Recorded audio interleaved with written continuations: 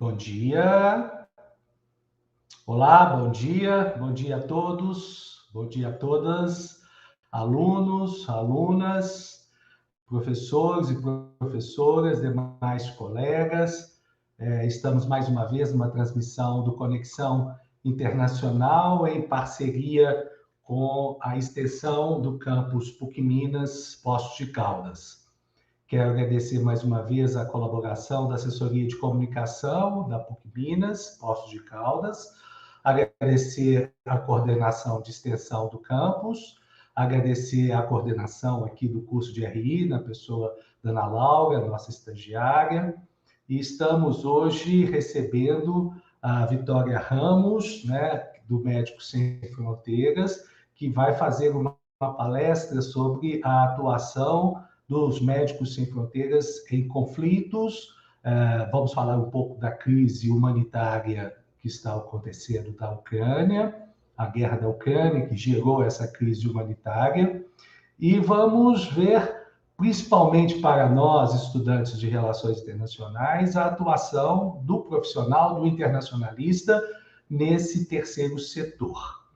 Para tanto, eu quero já diretamente convidar a Vitória Ramos para entrar na transmissão, ela que nos dá a honra de, nessa manhã do dia 12 de abril, de participar conosco desse projeto Convite ao Pensar e Conexão Internacional.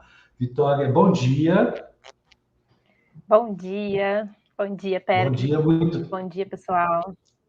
Muito obrigado pela sua presença, por aceitar o nosso convite para essa conversa. Brevemente, vou ler o currículo da Vitória. Ela é bacharel em Relações Internacionais pelo IRI da PUC Rio, é especialista em Políticas Públicas e Cultura de Direitos pela Universidade Federal do Rio de Janeiro, e mestre em Ciências Sociais e Desenvolvimento, Agricultura e Sociedade, também pela Universidade Federal do Rio de Janeiro. Vitória atua há 9 anos nas áreas de Advocacy and Policy em organizações não governamentais internacionais. Atualmente é gerente da Unidade de Advocacy, Relações Institucionais e Assuntos Humanitários na Organização Médicos Sem Fronteiras Brasil, onde ela realiza também trabalhos no terreno em projetos humanitários. Ela foi anteriormente analista de políticas na organização não governamental ActionAid Brasil. Tá? Vitória é a pessoa mais habilitada para essa manhã nos dar uma aula sobre o terceiro setor e principalmente sobre a atuação do Médicos Sem Fronteiras. Eu peço aos alunos que fiquem atentos ao certificado, então, portanto, tem que assinar a lista de presença que vai aparecer no chat. Esse certificado ele vai ser emitido pela coordenação de extensão do campus, e é um certificado que conta como ACG, Atividades Complementares de Graduação. Então, fiquem atentos à assinatura, façam perguntas, a Vitória vai fazer uma exposição entre 30 minutos, 40 minutos, sobre a atuação dos Médicos Sem Fronteiras, e depois fiquem abertos para fazerem as perguntas, para a gente fazer um debate. Mais uma vez, Vitória, muitíssimo obrigado por aceitar o nosso convite, por estar aqui conosco nessa manhã. Sem mais demoras, a palavra é sua. Obrigada, Péricles, obrigada aí aos alunos e alunas presentes nessa manhã.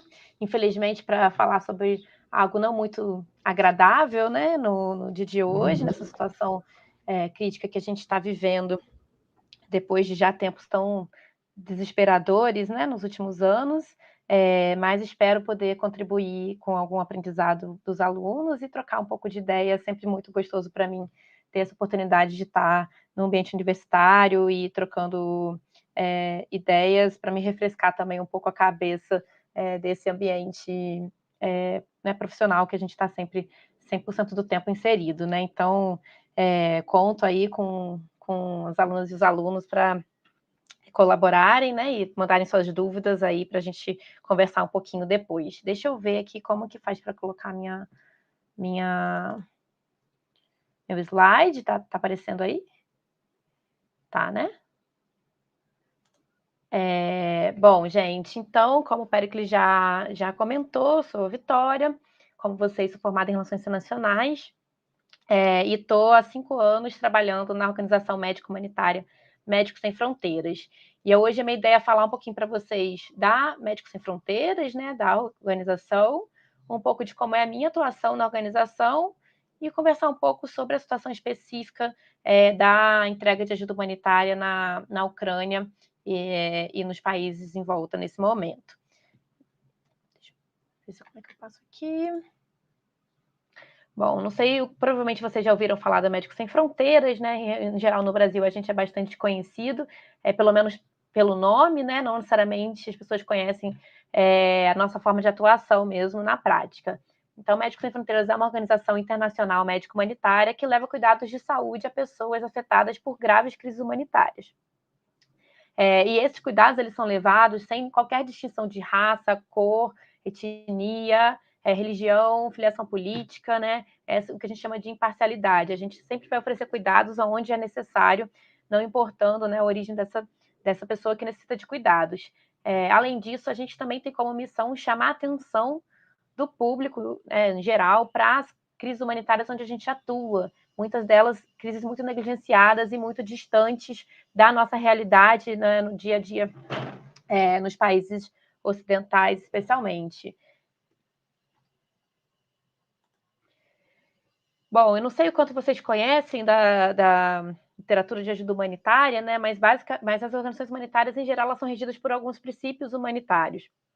E a MSF, como uma delas, é regida por esses princípios que são nosso principal pilar de atuação, né? Tudo que a gente faz é sempre com esses princípios em mente, baseado nesses princípios, que é o princípio da independência.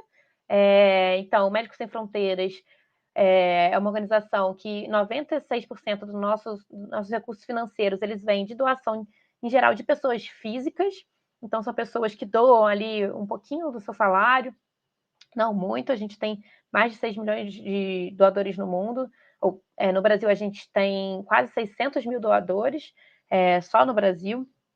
Então, essa doação dessas pessoas físicas faz com que a gente possa tomar nossas decisões operacionais estritamente baseado nas nossas definições de necessidade, né? Então, não tem nenhum tipo de agenda política que interfere na nossa atuação, onde a gente vai trabalhar. Temos o princípio da neutralidade, que é o que garante nossa segurança. Então, a MSF sempre vai ser neutra. Como uma organização humanitária, a gente não toma parte de nenhum conflito ou de situação política. Nosso interesse é estritamente salvar vidas. Não interessa quem está em guerra, a gente sempre vai negociar a situação para que a gente possa ter acesso às pessoas em necessidade.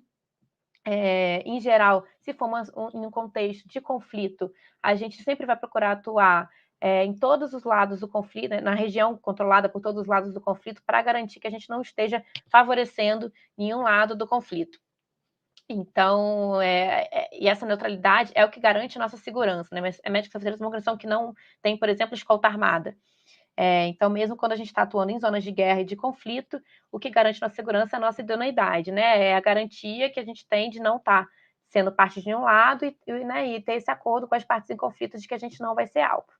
E a imparcialidade, que é o que eu já comentei, que a gente socorre as pessoas com base somente na sua necessidade, né? Então, a gente não faz qualquer distinção de raça, cor, etnia, religião. O único requisito assim, que a gente tem para atender uma pessoa é que a gente não recebe pessoas armadas nas nossas instalações de saúde, então somente desarmadas. Tirando isso, qualquer pessoa pode entrar nos nossos hospitais, nas nossas instalações médicas para pedir ajuda. E transparência, afinal de contas, né, a gente trabalha com total transparência para o nosso doador e para nossas pessoas atendidas também. Isso que garante a nossa imagem de uma organização confiável para receber essas doações. Bom, ficou um pouquinho desconfigurado o slide aqui, mas a gente tem mais de 62 mil profissionais pelo mundo. Hoje a gente atua em 88 países e a gente tem quase 500 projetos diferentes nesses 88 países. Esses são alguns números de 2020, para vocês terem uma noção do tamanho da organização, né? A gente fez quase 10 milhões de consultas ambulatoriais em 2020, a gente tratou mais de 2.600 casos de malária, a gente vacinou mais de 1 milhão de pessoas contra o sarampo, a gente fez mais de 800 mil internações, mais de 300 mil partos e mais de 117 mil intervenções cirúrgicas em 2020. Os números de 2021 devem sair em breve. E quando que a MSF atua, né? A gente tem equipes que fazem avaliações completamente independentes para determinar quais necessidades médicas advindas de uma situação de exclusão de acesso à saúde. Essa situação pode se dar seja por uma questão de conflito armado, né, de guerras e conflitos em que as pessoas têm o seu acesso à saúde restrito, seja porque não tem suprimento chegando, porque os hospitais foram destruídos, porque não tem mais profissionais de saúde. Situações de catástrofes socioambientais, né? Então, quando tem um desastre muito grande, a gente manda uma equipe que consegue ter uma capacidade de resposta muito rápida para chegar nesse contexto e levantar qualquer tipo de apoio que seja necessário. Situações de epidemias e de desnutrição, a gente tem, né, como um grande exemplo a nossa atuação em 2014 na grande epidemia de ebola que teve no oeste da África, que fomos uma das principais organizações atuando na linha de frente. Agora a gente, né, todo mundo viu que viveu uma epidemia, né, nesse caso uma pandemia nos últimos 2 anos, e o tipo de capacidade de resposta que isso requer.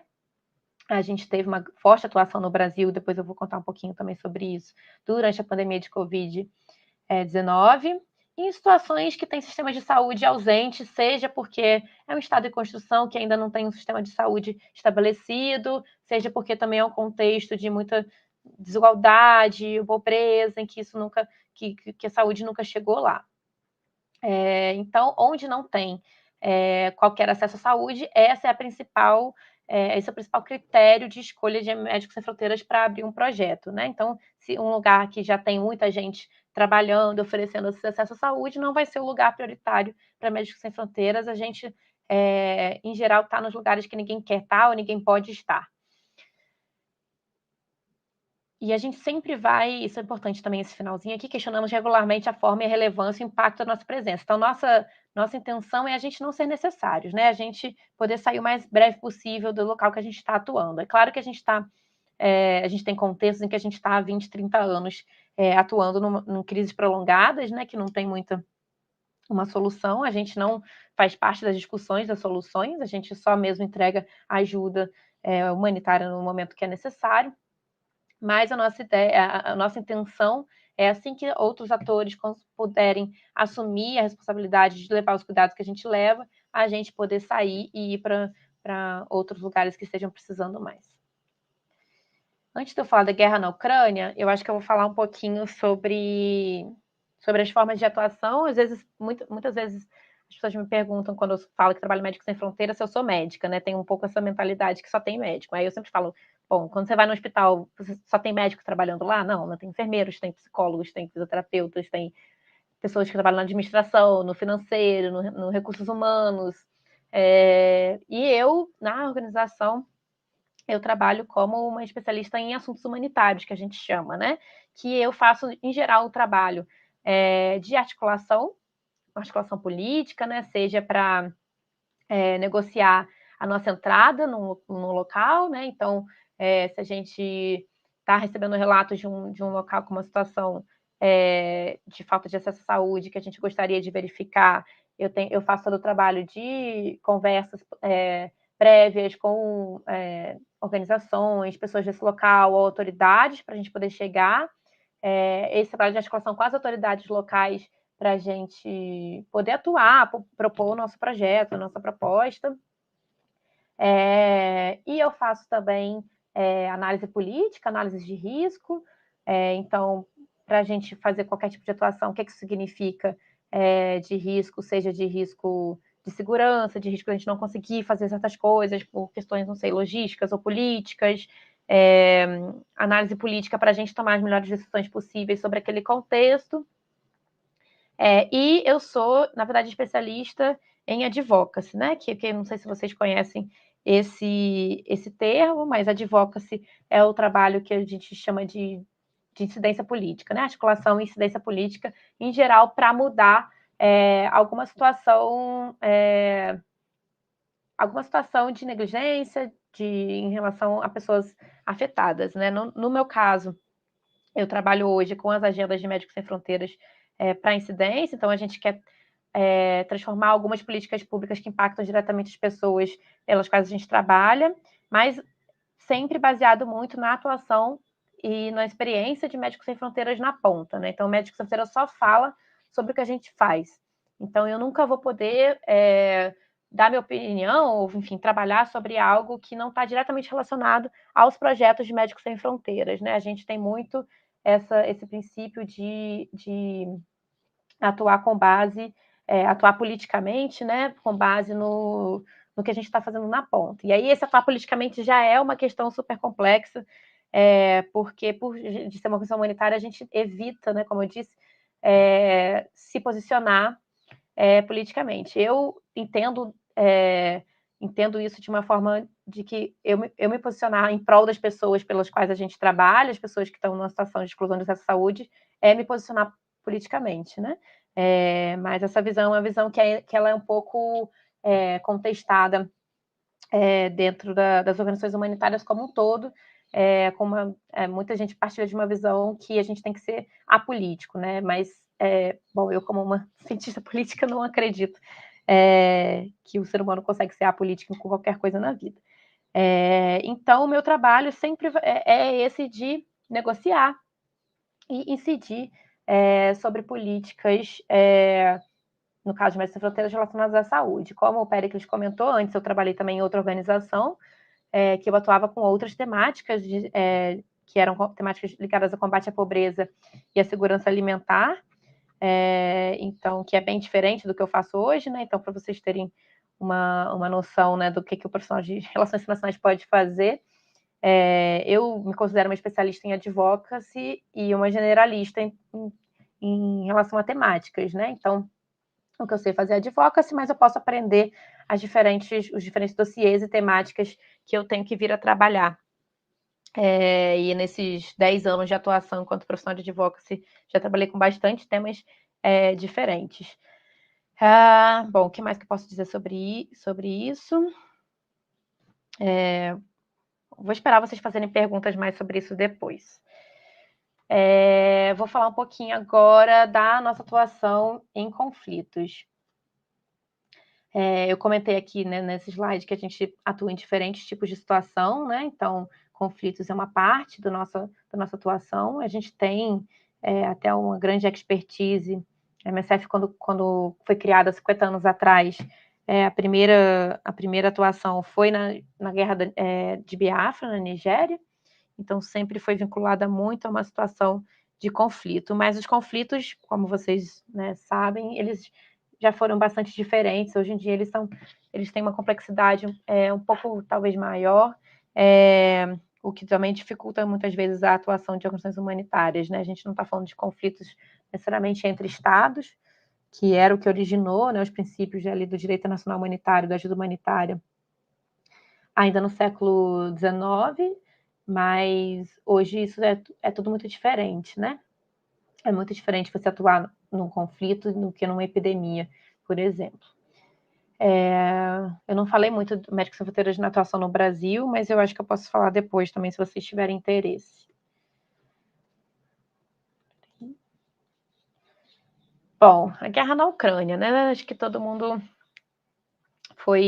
está um pouco assolado por essa situação, né, mesmo, não sei como é que estão os debates aí, estou fora da academia e dos debates de RI já há algum tempo, depois vocês me contem o quanto que isso estava nas previsões aí dos especialistas, mas, bom, a gente estava já exausto da situação da pandemia, né, especialmente a gente trabalhando na ajuda humanitária, diretamente na ponta, os nossos próprios profissionais já estão muito cansados, né, de estarem atuando numa situação de desastre sem fim.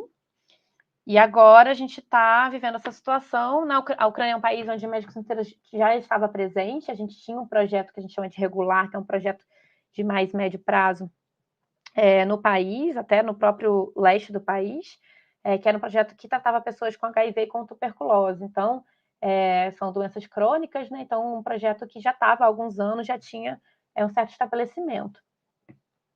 E esse projeto acabou sendo interrompido com a deflagração do conflito, né? Então, a situação que a gente tem hoje, como vocês veem, né, na mídia todos os dias, são cidades sob ataque, né? Então, as pessoas estão sem luz, sem água, os hospitais e as unidades de saúde estão completamente sem suprimentos,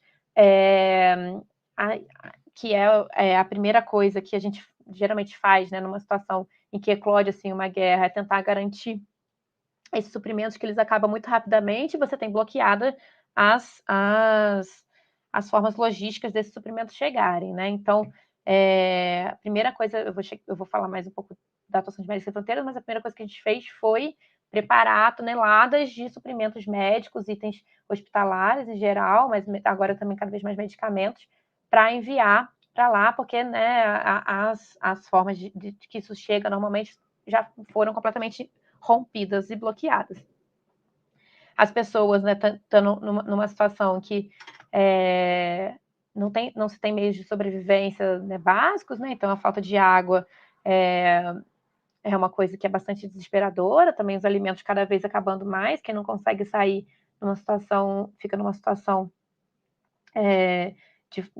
completamente desesperadora, de falta de tudo, né? Você não tem linha telefônica. E aí quem consegue sair, sai, mas a gente tem muitas pessoas que não conseguem se locomover, né? A gente tem idosos, a gente tem mulheres grávidas, a gente tem uma série de pessoas em situação de maior vulnerabilidade que elas, mesmo se tiverem a opção de sair, elas não conseguem sair desse lugar e vão acabando ficando para trás, né? Enquanto as pessoas mais jovens e numa situação que conseguem, né, andar bastante, podem se mover e procurar outro tipo de abrigo, mas tem muita gente que fica porque não tem outra opção. A gente tem uma situação dos pacientes com doenças crônicas, como eu mencionei, que a gente, né, tem os pacientes, MSF tinha os pacientes de HIV e tuberculose. Você tem pacientes com insuficiências cardíacas, renais, e que eles não conseguem mais ter acesso aos seus tratamentos. Então, isso é uma das coisas que a gente está fazendo nesse momento, é tentar enviar medicamentos para isso. A gente estabeleceu até uma hotline, um telefone que as pessoas que precisam de medicamentos podem ligar para informar sua situação e pedir. Segundo a Acnur, a Agência da Refugiados, a gente já tem mais de 4 milhões e 500 mil refugiados, né, pessoas que saíram da Ucrânia e estão aí em países vizinhos pedindo asilo, e a gente já tem mais de 7 milhões de deslocados internos no país. A gente está falando de um país que é extremamente frio, né? Que agora que está terminando o inverno. Então, essas pessoas que estão fugindo, né, precisando encontrar outro lugar, elas têm problemas de encontrar lugares com aquecimento adequado. Então, tem muita situação nesses traslados de hipotermia. Também uma das coisas que a gente está fazendo, e outras organizações, é doação de casacos, cobertores, sacos de dormir. E a gente, as pessoas já estão passando fome e desidratando porque não tem água. Tem a outra situação que é extremamente dramática, que a gente só atua em lugares que a gente consegue chegar, mas a gente tem cidades que estão sob sítio que ninguém consegue chegar. E a gente não sabe qual é a situação das pessoas nesse lugar, ninguém consegue levar nada e saber, o que é desesperador. A gente não está tendo garantida a proteção dos civis, né? Então, como vocês estão vendo, a gente tem um número muito grande de ataques em lugares civis, até aí também instalações de saúde. Ali embaixo eu coloquei, a gente teve, segundo a OMS, já 108 ataques, esses números, se eu não me engano, são de dia 10 de abril. 108 ataques em instalações de saúde, que são teoricamente protegidas pelo direito internacional humanitário, né? Provavelmente os números são muito maiores, mas os números oficiais já tem mais de 4 mil vítimas civis, sendo que quase 2 mil confirmados mortos. incluindo crianças, e mais de quase 2.500 feridos, incluindo crianças também. O que é um absurdo, né? A gente tem nada do direito da guerra sendo respeitado nesse momento, e isso coloca também muita insegurança para o oferecimento da própria ajuda humanitária também, né? Porque a gente precisa garantir a segurança dos nossos profissionais, do nosso trabalho, para a gente poder continuar atuando, né? Então, em contexto em que a gente não consegue garantir a segurança dos nossos trabalhadores, e aí em qualquer lugar do mundo, a gente interrompe as atividades, como a gente interrompeu semana passada as atividades no sudoeste do Camarões, em que a gente chegou a ter incidentes de segurança, e quando essa segurança não é garantida, a gente precisa suspender. Afinal de contas, para as pessoas trabalharem com a gente precisa pelo menos garantir que elas vão estar bem, vão estar seguras. A resposta de Médicos Sem Fronteiras na guerra, né? Aqui a gente tem um mapinha onde onde o MSF está atuando. Então, aqui onde está branco com vermelho é onde tem atividades MSF, onde está branco com o loginho preto, onde a gente não tem atividade, a gente mesmo fazendo, mas a gente doou suprimentos, por exemplo, para hospitais e postos de saúde. E onde está preto com vermelho é onde a gente tem atividades e também a gente fez doações. Bom, como eu disse, a gente suspendeu as nossas atividades, as atividades regulares no leste do país, por questões de segurança, né? E aí a gente começou uma resposta de emergência, então a gente tem, Médicos Sem Fronteiras, um pouco essa diferença entre o que a gente chama de atividade regular, que são esses projetos de 2, 3 anos ou mais, que são atividades meio fixas, assim, e a gente tem projetos de emergência, que é quando tem alguma calamidade, uma situação muito crítica, que é um projeto mais pontual, né? No momento de crise aguda do sistema de saúde, a gente vai e atua. Em geral, são projetos muito, muito estressantes e cansativos, né? Os profissionais internacionais, quando vão para esses projetos, eles ficam no máximo um mês e meio, um mês e meio, numa situação de emergência, enquanto nos projetos regulares você pode ficar 6 meses, 1 ano, 2 anos. Mas na situação de emergência a gente não tem hora para terminar de trabalhar, não tem hora para começar, não tem hora para dormir, não tem folga quase. Então é um ritmo muito intenso de trabalho, por isso que para preservar a saúde mental e física dos profissionais, eles só ficam em tempos curtos. A gente, por exemplo, na Ucrânia, hoje estamos com mais de 100 pessoas de outros países que a gente levou para atuar lá, e mais de 200 ucranianos que já trabalhavam com a gente ou foram recrutados para atuar nessa resposta agora. E esse staff internacional, ele é móvel, né? Então, ele... Geralmente as pessoas ficam um mês, aí vem uma outra leva, fica um mês, vem uma outra leva, fica um mês, e vai fazendo uma rotatividade. A gente já doou mais de 225 toneladas métricas de suprimentos para instalações de saúde. E o que a gente tem feito muito, a gente está falando da Ucrânia, né, que é um país que tem condições, né, de resposta, tem bons hospitais, tem bons profissionais, tem uma capacidade de resposta instalada, que é diferente de outros contextos que a gente atua, onde você não tem nem profissionais para serem contratados, né? Então, a primeira coisa que foi necessária, no primeiro momento, foi mais a doação de suprimentos, e a gente também tem feito muitos treinamentos para os hospitais. Então, só um minutinho, gente, que tá tocando a campainha aqui.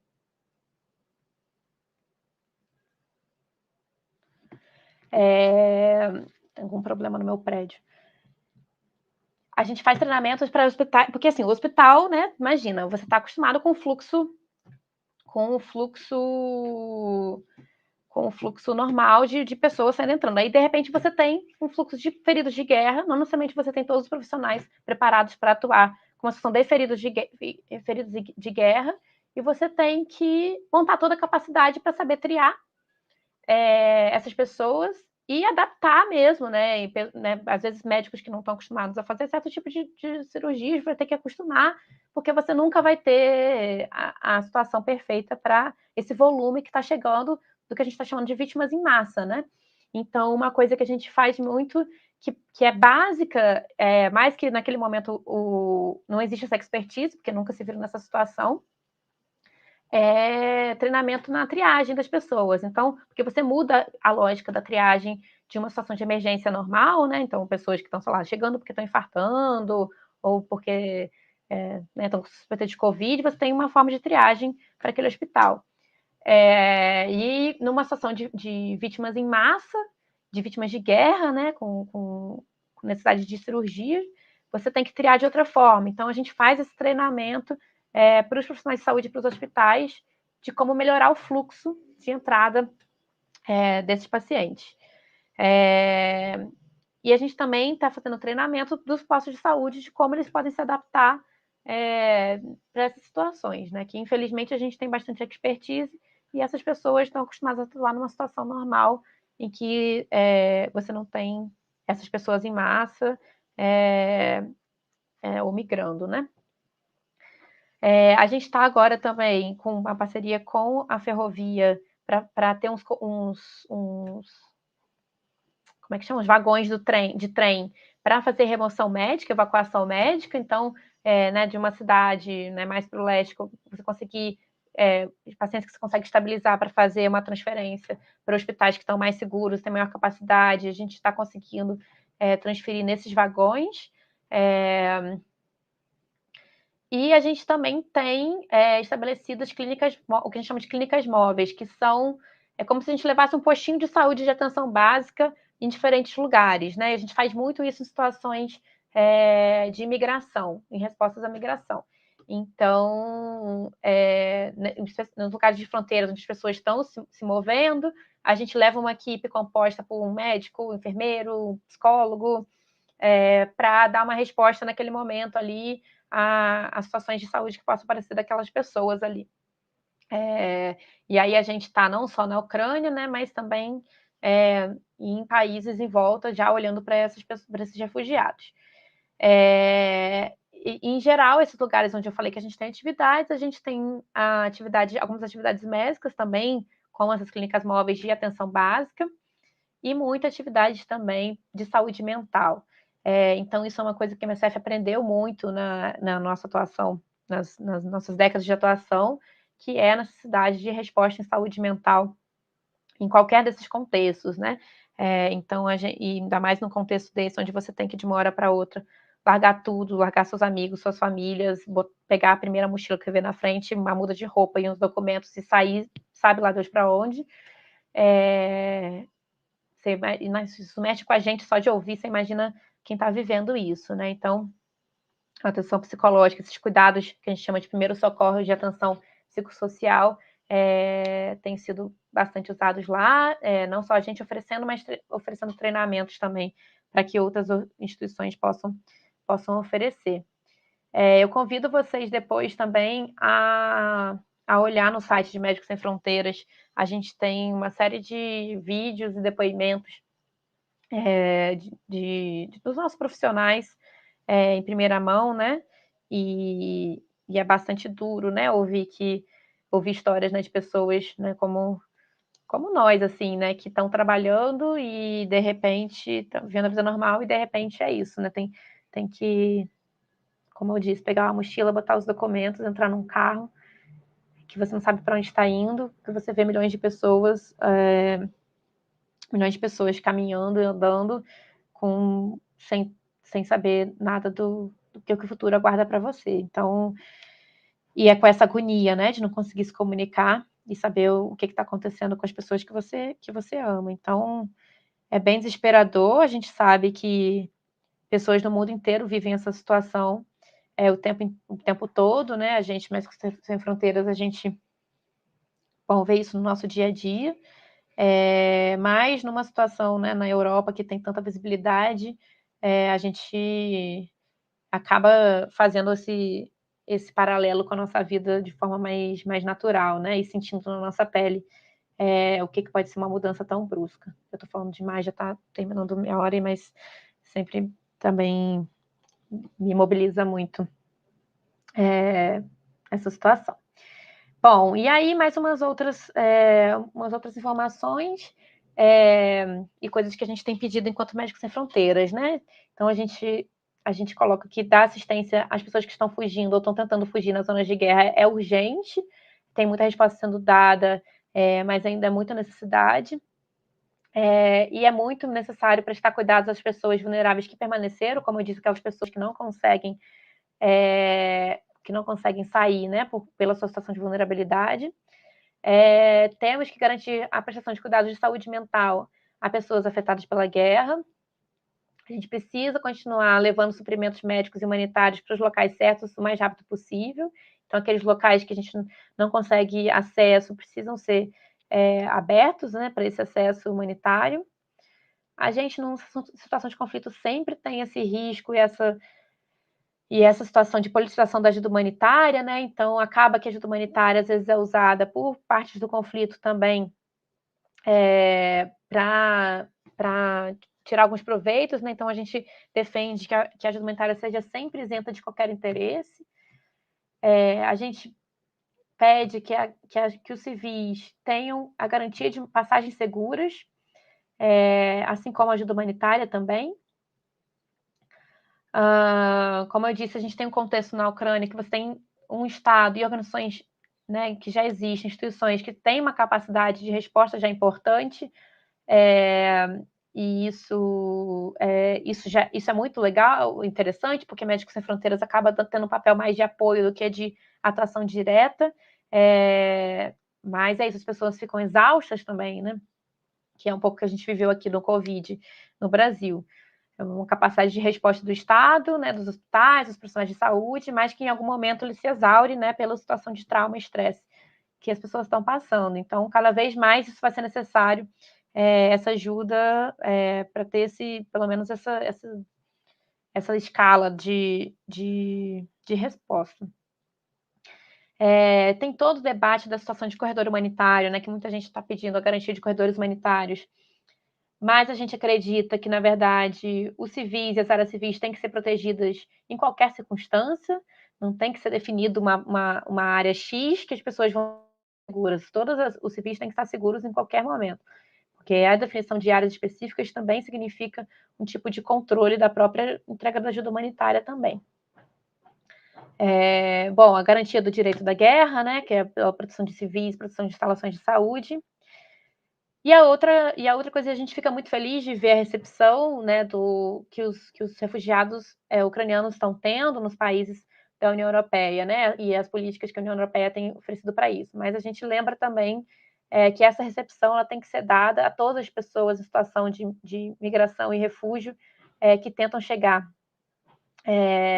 nesses países, né, não só os ucranianos, né, a gente tem situações, por exemplo, os nossos barcos, né, no Mediterrâneo, que estão resgatando refugiados, fugindo, chegando pela Líbia, né, atravessando o Mediterrâneo. Até hoje a gente não consegue nenhum país para aceitar receber esses refugiados que a gente resgata, que estão né, se afogando no mar. Então a gente espera que esse mesmo tratamento que é dado aos ucranianos seja dado para as pessoas de qualquer nacionalidade. Bom, eu agora vou ver as perguntas, né? Eu não sei se vocês leem para mim. Olá, Vitória, muito obrigado pela excelente exposição. Eu quero parabenizar primeiro, né, ao Médicos Sem Fronteiras, parabenizar toda a equipe pelo excelente trabalho, excelente e necessário trabalho em diversas frentes de conflito, né?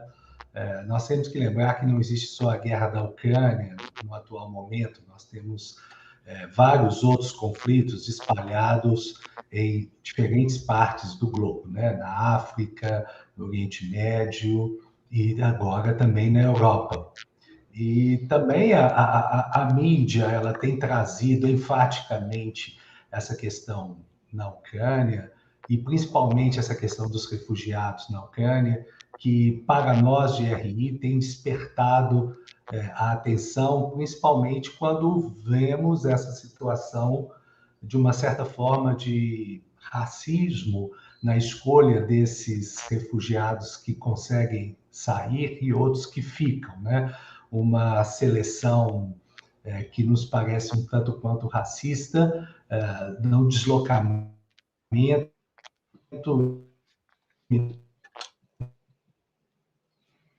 na possibilidade desses assim como a recepção que a União Europeia deu a esses refugiados ucranianos, que é completamente diferente, como você bem mesmo colocou, dos refugiados que estão cruzando o Mediterrâneo em barcos, tentando chegar ao continente europeu, fugindo de conflitos em seus territórios. Mas eu queria começar um bate-papo com você. Primeira coisa, vocês estão encontrando resistência para atuarem no território ucraniano, especificamente no leste? Nós estamos acompanhando a guerra, estamos vendo que a guerra ela tem se concentrado mais agora no leste da Ucrânia. A possibilidade de atuação de ambas as partes beligerantes, seja a ucraniana, seja a russa, vai se concentrando mais no leste do país, né? Vocês têm encontrado alguma resistência, seja da parte da Ucrânia, ou seja da parte da Rússia, em atuarem no leste do país? Como tem sido a atuação humanitária nesse cenário específico do conflito? Isso aí é uma dúvida que eu tenho, eu acho que todos nós temos, se vocês estão encontrando alguma resistência no leste. A gente viu a questão na fronteira com a Polônia, mais a oeste, uma certa dificuldade, mas como a guerra tem se deslocado mais para o leste da Ucrânia, se a atuação tem sido dificultada. Eu acho que a gente pode começar por partes, aí você vai respondendo e a gente vai colocando mais questões, né? Por gentileza. O que você pode nos falar? Não, ótima pergunta, assim, porque a gente tem falado muito nos últimos anos de como a gente tem a situação de acesso humanitário, que a gente chama, que é justamente essa capacidade de você conseguir entrar no local para atuar, e aí, especificamente locais de conflito, a gente tem tido uma reflexão interna muito grande nos últimos anos de como que isso está sendo cada vez mais restringido no mundo todo, né? Como que tem sido mais difícil negociar o acesso humanitário. E, na verdade, o que tem na situação da Ucrânia é que a gente não consegue chegar em diversos lugares que a gente gostaria de estar chegando, porque a gente não tem nenhuma garantia de produção de áreas civis, né? Então, o contexto está bastante inseguro e preocupante, e, como eu disse, a gente precisa garantir um mínimo de segurança para a gente poder atuar, né? Então, tem cidades que a gente não consegue nem sequer chegar para fazer doação. Que dirá fazer alguma atividade direta. Então, isso tem sido uma das principais demandas que a gente tem, da proteção, né, dos civis e das áreas civis, para que isso garanta a nossa capacidade de atuação também. Eu acho que não tem nenhum tipo de restrição necessariamente, especificamente, a Médicos Sem Fronteiras, né? Até porque a gente tenta garantir essa atuação imparcial. A gente até está presente na própria Rússia também, né? Na Bielorrússia também. A gente tem projetos lá, tem presença lá já há muitos anos. E a gente não está interessado nos lados do conflito, ou em por que se dá o conflito. A gente está interessado em levar ajuda para quem precisa. Mas nesse momento a gente não consegue, porque não existe essa possibilidade de chegar em algumas das cidades no leste da Ucrânia, né? No próprio nosso projeto regular lá, a gente teve que suspender as atividades. Então, a garantia da proteção civil dos civis e dos locais civis, ela é de extrema importância para garantir a entrega da ajuda humanitária nesses locais de conflito. Esse é o trabalho, inclusive, da atuação, articulação política, né? Análise de risco, a análise política que você é especialista, essa análise que você faz do conflito e a análise de risco, né? E mediante a esse trabalho, né, advocacy, né, mediante a esse trabalho que vocês vão definir a atuação, se ela deve prosseguir ou se ela vai ser suspensa, né, mediante a esse trabalho de análise de risco, tá? Sim. Seguindo também esse mesmo raciocínio, a professora Jéssica de Oliveira, que também é professora formada aí pelo IRI, da PUC-Rio, ela faz essa pergunta aí, considerando a ampla atuação do Médicos Sem Fronteira para além de cenários de conflito, como se dá o processo decisório sobre quais lugares e contextos receberão auxílio? Como são estabelecidas as prioridades do Médicos Sem Fronteiras? Ótima pergunta. Na verdade, esse é o grande... a pergunta de $1 milhão, né? Porque a gente tem contextos de necessidade no mundo inteiro e é muito, às vezes, desesperador tomar esse tipo de decisão, né? A gente fala que a gente tem decisões que são tomadas por necessidade e por escolha. Então, by need or by choice, né? Que define um pouco onde a gente vai atuar. Então, em geral, em situações né, de desastres muito grandes, conflitos muito grandes, a gente vai sempre fazer uma avaliação, como eu disse, a primeira coisa que a gente faz é o que a gente chama de assessment, ou missão exploratória. Então, a gente vai com uma pequena equipe no local para fazer uma análise nossa de quais são as necessidades. Então, por exemplo, na Ucrânia, num primeiro momento, a gente só fez doação de material, porque né, havia uma capacidade de resposta médica ali, dos próprios hospitais. No Brasil, né? Como é que a gente ficou anos sem atuar no Brasil, porque a gente entendia que existia uma capacidade do Estado, enfim, de outros atores, de responder às necessidades que haviam no Brasil. No momento que aparece uma pandemia, que colapsa o sistema de saúde, a gente fez essas análises, essas exploratórias, né? E a gente abriu projetos. A gente teve projetos em 12 estados aqui no Brasil em 1 ano e meio de pandemia. E é isso, o Brasil é um país como a Ucrânia que tem uma capacidade de resposta, né? Mas naquele momento não havia de onde tirar mais, estava tudo muito sobrecarregado e colapsado. Então, a gente vai e analisa. Há um gap que a MSF pode suprir? E qual é esse gap? Porque, às vezes, é só um apoio, por exemplo, de saúde mental. Acontece muito aqui no Brasil isso, situações de desastres, você tem uma capacidade de resposta local, mas toda vez que a gente chega, o que a gente vê que não existe é um apoio de psicossocial. Então, agora mesmo, recentemente, a gente, tanto na Bahia, após as inundações, quanto agora em Petrópolis, a gente mandou uma pequena equipe para fazer treinamentos e atividades de saúde mental com as pessoas afetadas ou com os profissionais de saúde. Então, esse que é o processo decisório, mais ou menos. A gente manda uma pequena equipe. Em geral, por exemplo, eu já fiz parte, eu gosto desse trabalho, aqui no Brasil eu costumo ir junto com essas equipes, então você tem sempre uma pessoa médica, né, ou médico, ou enfermeiro, que é bastante experiente, né, que sabe que tipo de intervenção a MSF pode fazer, e aí uma pessoa que faz esse trabalho mais de articulação, e aí, dependendo da situação, alguém para cuidar da logística dessa viagem, dessa situação. Aí a gente faz uma proposta, se tiver muitos atores que estão dando conta, a gente fala, não é para gente gente vai destinar nossos recursos aonde não tem nada, nem ninguém. E se a gente falar, não, realmente aqui tem esse gap, a gente faz uma proposta interna para ser discutida internamente, e aí, com base, né, nos outros projetos, na nossa situação orçamentária, a gente vê se é possível dar aquela resposta.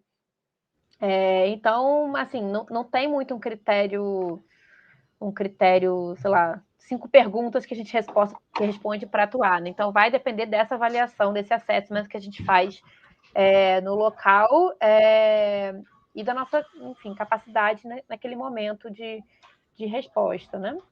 E da viabilidade, né? Como eu disse, tem lugares que o acesso humanitário é muito difícil, se a gente não conseguir acesso, também não adianta montar resposta. Muito obrigado, Vitória. Nós temos agora aqui também uma pergunta da aluna Ana Beatriz Rios.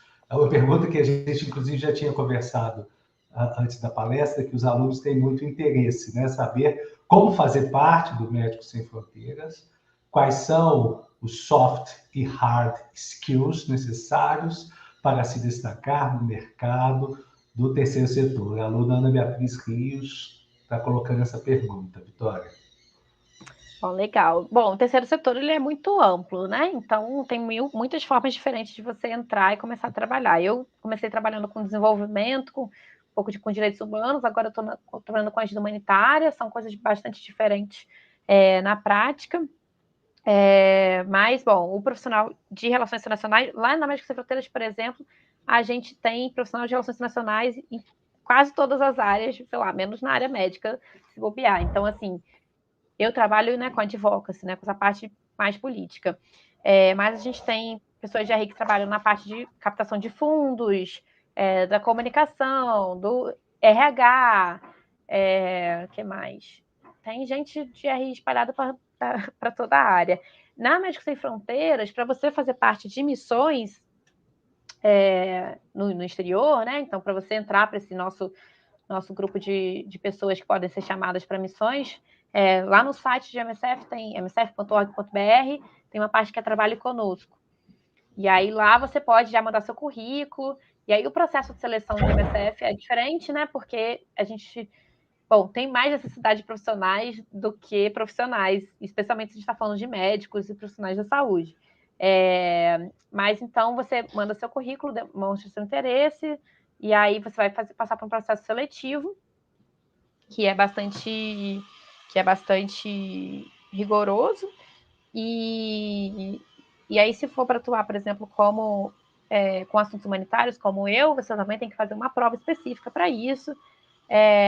Você precisa falar pelo menos inglês ou francês e precisa ter pelo menos 2 anos de experiência profissional. Então, Médicos Sem Fronteiras não contrata para atuar em missões pessoas recém-formadas, né? No caso dos profissionais médicos, a residência conta como experiência profissional.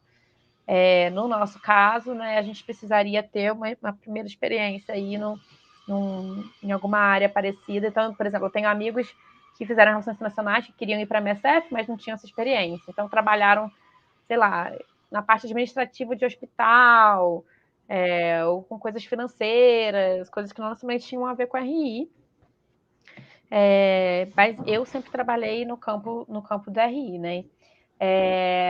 E as vagas no terceiro setor, elas são vagas como qualquer empresa também, né? Abre a vaga, a gente se candidata e concorre, né, ao processo seletivo. Mas, assim, eu sempre falo, né? Eu, particularmente, eu entrei no terceiro setor como voluntária, né? Então, eu sempre quis trabalhar com isso. Eu tive inclusive, quando eu estava na faculdade, eu tive uma professora que era do Médicos Sem Fronteiras e aquilo me encantou muito, então sempre foi um interesse meu trabalhar na Médicos Sem Fronteiras. Mas na faculdade eu queria entrar no terceiro setor, eu descobri que era até ActionAid na época, tinha a possibilidade de fazer um trabalho voluntário, que era algo bem manual, assim, eu fazia kit de cartinha para os novos doadores, então eu ficava lá 2 tardes da minha semana, sentado lá na captação, envelopando cartinha. E aí daí apareceu um estágio, então como eu já estava lá dentro, já tinha demonstrado interesse, eu tive um pouco mais de chance, eu acho, né? E aí o estágio no setor que era mais interessante, e aí do estágio eu fui efetivada quando eu terminei a faculdade, e depois saí para fazer meu mestrado, e entrei na Médicos Sem Fronteiras também por um processo seletivo de uma vaga específica que tinha aberto. Então, eu acho que é isso, ficar atento às vagas, mas acho que participação, né, em trabalhos voluntários, em movimentos sociais, em coletivos, em causas sociais, isso já te dá bastante experiência, eu acho. Eu, por exemplo, aprendi muito com o centro acadêmico da minha faculdade, então eu era envolvida nas atividades estudantis, e isso me deu muitas habilidades que eu usei no meu trabalho. Então, uma coisa que eu fazia muito quando eu era estagiária era organizar evento, coisa que eu estava cansada de fazer na faculdade. Tudo bem que era chopada, mas enfim, tem muita coisa da organização ali que é parecida. Então, eu sempre falo assim, a gente às vezes acha que só nossas atividades estritamente acadêmicas elas têm peso, mas as atividades extracurriculares elas são tão interessantes quanto para o nosso resiliência no mercado de trabalho também, né? Então, eu acho que, né, se envolver em coisas aí extracurriculares dentro e fora da faculdade pode ser uma boa forma de se inserir no mercado. Vitória, obrigado. Nós temos agora um questionamento da professora Tereza Alvise, que é coordenadora do campo, coordenadora de extensão do campus e também coordenadora do curso de fisioterapia. Muito obrigado pela palestra. Meus alunos estão perguntando se você tem conhecimento da participação de fisioterapeutas em conflitos.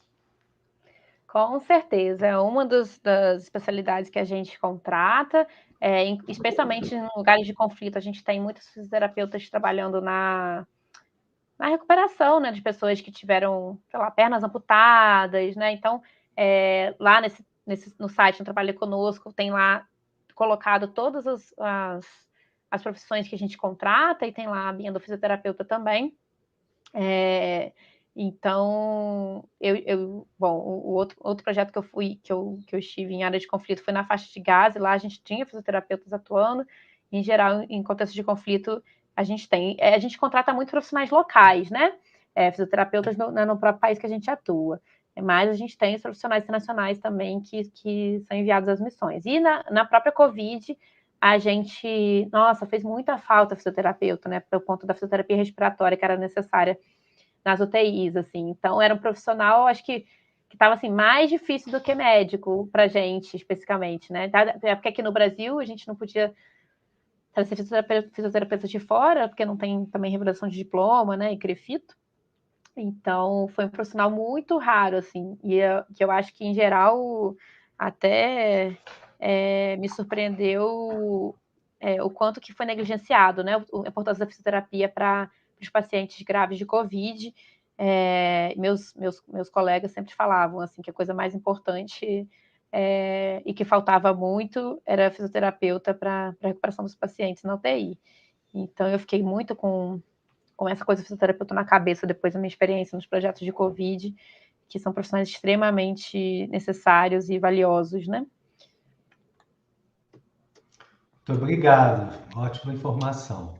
Já estamos com praticamente 1 hora de programa, 57 minutos. Eu vou caminhando já para encerrar a nossa live.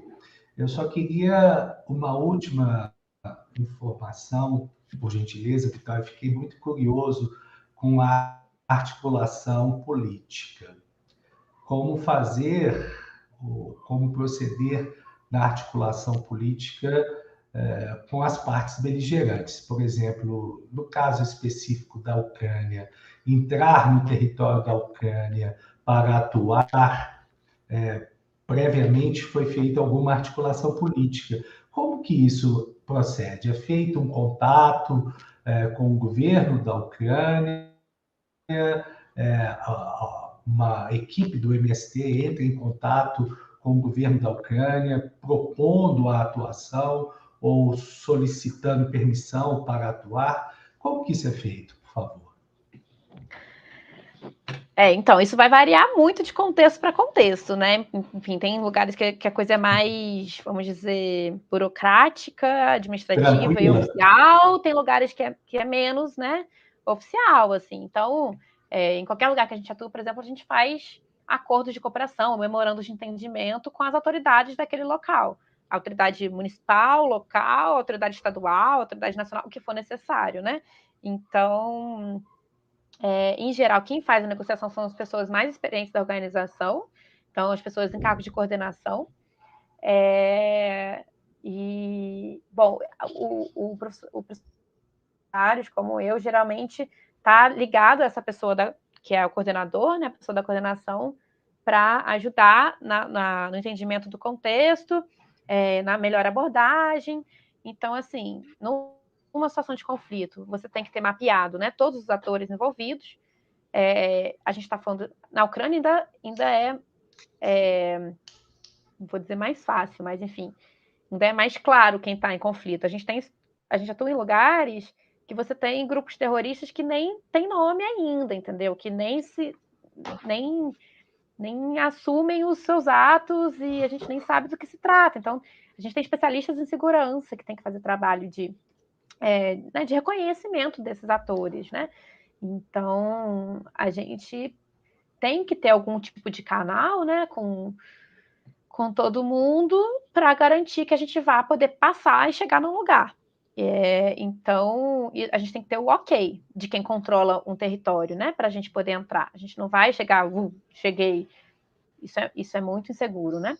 Então, os nossos profissionais que são altamente capacitados e experientes, eles vão fazer essa primeira abordagem, essa negociação, que pode ser por e-mail, telefone, eventualmente presencialmente, fisicamente, mas aí, né, entendendo que é uma situação de maior risco e mitigando os riscos da maior forma possível. Mas vai ser assim. Então, a gente vai ter um acordo com o governo da Ucrânia, com a prefeitura, com o governo do estado, para a gente atuar. A gente espera uma celeridade, no caso, né, das autoridades formais, né, que haja uma celeridade nesses acordos. Por exemplo, aqui no Brasil, todo lugar que a gente teve projeto, a gente assinou um acordo de cooperação com o município ou com o estado. Só que você imagina, na burocracia do Brasil, para passar um acordo de cooperação na secretaria, aí no jurídico, aí volta, aí vai, não sei o quê. Então, assim, mas a gente tem que ter aquilo ali escrito, assim. Eu lembro quando eu estava em Moçambique, depois do ciclone, que a gente fazia... Bom, no passado, né, a gente fazia muitos acordos verbais, né? Isso cada vez mais tem sido raro, até para a nossa própria garantia. Eu em Moçambique, estava o caos depois do ciclone que teve em 2019, e aí o pessoal negociava ali direto com o secretário de saúde, a gente vai abrir tal coisa em tal lugar. E depois o secretário de saúde fala que não foi isso que você falou e dá um monte de confusão. E aí eu falei, gente, tudo escrito, tudo com ok por e-mail agora. Então, porque depois que me disse, né? Então, o que for escrito e registrado e assinado pelas partes, melhor. Então, tem toda essa negociação que é formal, mas a gente tem toda uma negociação que também muitas vezes é informal com as lideranças comunitárias, né? Se a gente trabalha numa favela, num local controlado por algum crime organizado, que aí não é uma instituição formal, né? Então, a gente vai ter um acordo ali que permita a nossa situação. A gente não faz nenhum tipo de exceção para as partes em conflito, né? A gente não a gente não se envolve em nada, estritamente, a gente vai oferecer acesso à saúde para qualquer pessoa que precise. E isso, em geral, é interessante para as partes em conflito também, né? Então, a gente consegue alguma abertura. Às vezes demora anos para a gente conseguir atuar num lugar.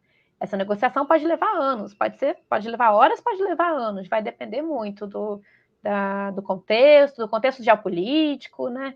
Como é que se atua na Venezuela, uma organização internacional, no início da crise. Então, a gente teve muitos anos de negociação lá para a gente conseguir não ser visto como uma organização, né, uma organização ocidental invadindo, querendo denunciar, enfim. Então, tem um trabalho... É muito importante a gente manter a idoneidade da marca Médicos Sem Fronteiras para a gente conseguir negociar esse acesso. Então, assim, e criar essa confiança, né? Isso que é o mais importante. Perfeito, excelente, muito obrigado. Essas informações sobre a neutralidade e a imparcialidade, elas são essenciais porque trazem a segurança, né, de vocês. Eu quero já caminhar para o fim, agradecer imensamente a toda a equipe do Médicos Sem Fronteiras, que nos atendeu prontamente, a Renata, que foi o meu primeiro contato aí no Médicos Sem Fronteiras. Quero agradecer a gentileza dela ter nos respondido, ter nos atendido. Quero agradecer a sua extrema gentileza, Vitória, de nos atender. Tá? Ficamos muito satisfeitos. Esperamos poder voltar a conversar sobre a atuação. Temos alunos não só de relações internacionais assistindo, temos alunos da medicina, temos alunos da fisioterapia, da enfermagem. Tá? A palestra está sendo transmitida para todo o campus. alguns professores pararam a aula e julgaram a palestra para os alunos assistirem. Então, tanto o pessoal da área da saúde, como nós aqui da área de RI, agradecemos prontamente a sua atenção para conosco. Muito obrigado. Se você quiser colocar algumas palavras finais antes da gente encerrar.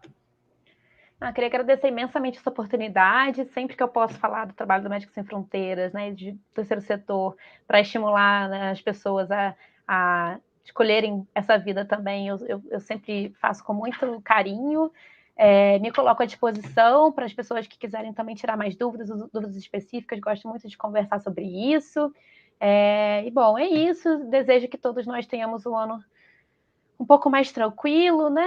Com pelo menos mais saúde, né? Acho que tranquilo não vai ser, mas que a gente tenha saúde.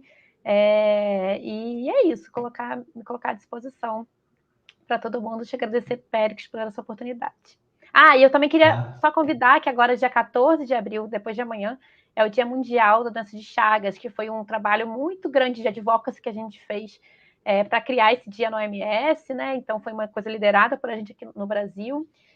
Chagas é uma doença negligenciada, e nesse dia 14 a gente vai estar falando sobre isso, a gente vai ter algumas postagens aí nas nossas redes sociais, e tem vários eventos aí pelo Brasil sobre a doença. Nossa ideia é tirar isso da invisibilidade, né, chamar atenção para as pessoas que foram esquecidas e aí que precisam ser encontradas, que têm essa doença já há muitos anos. Então, convido vocês a conhecerem um pouquinho mais sobre a doença de Chagas na quinta-feira aí nas nossas redes. Muitíssimo obrigado, excelente palestra. Eu agradeço a todos os participantes, alunos, professores, a todos que contribuíram para mais essa edição do Convite ao Pensar, para mais essa edição do Conexão Internacional. Vitória, muito obrigado pela participação. A todos e a todas, um bom dia. Muito obrigado. Até a próxima.